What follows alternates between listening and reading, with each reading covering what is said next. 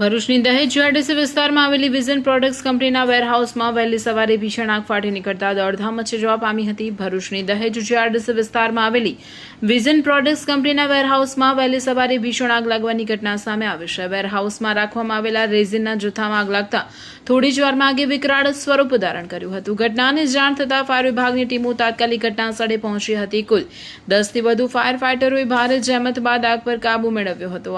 આગની ચપેટમાં નજીકમાં રહેલું 2 ટેન્કર અને 3 બાઇક પણ આવી જતા તે બળીને ખાખ થઈ ગયું હતું. આગની ઘટનાને પગલે વેરહાઉસમાં અફરાતફરીનો માહોલ સર્જાયો હતો. જો કે સદનસીબે આ ઘટનામાં કોઈ જાનહાનિ થઈ નથી. દરમિયાન આગ લાગવાનું ચોક્કસ કારણ જાણવા માટે ઇન્ડસ્ટ્રીયલ સેફ્ટી એન્ડ હેલ્થ વિભાગે તપાસ શરૂ કરી છે. આગના કારણે થયેલા નુકસાનનો અંદાજ પણ તપાસ બાદ સામે આવશે. આજે સવારે વિઝન પ્રોડક્ટ પ્રાઇવેટ લિમિટેડ વાવ ગામે તાલુકો વાગરા આગ લાગવાની ઘટના બનેલ છે.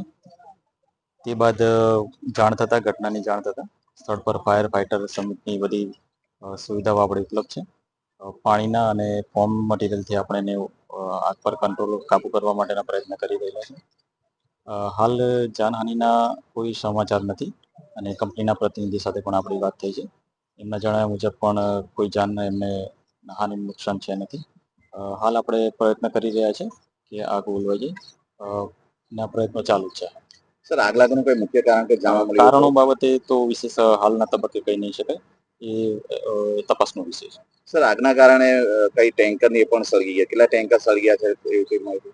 નુકસાની બાબતનો હજુ એસેસમેન્ટ કરવામાં નથી. એ થઈ જાય પછી વિગતવાર અહેવાલ પછી કાઢી શકે.